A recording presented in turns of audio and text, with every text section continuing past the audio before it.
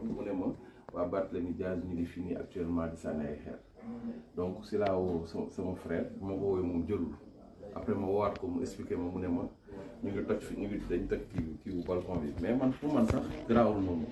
après nag si laa woo comme le maire Souleymane ñoo nekkoon ensemble le maire laa woo ne ko foog nga woo police pour ñu ñëw fii nii kër ga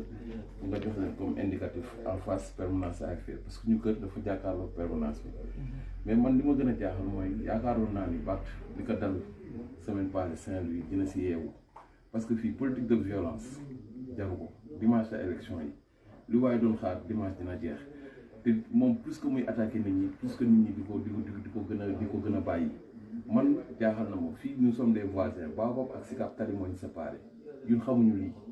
ay ñi nekk Baobab suñuy frère lañ donc il faut qu'il cesse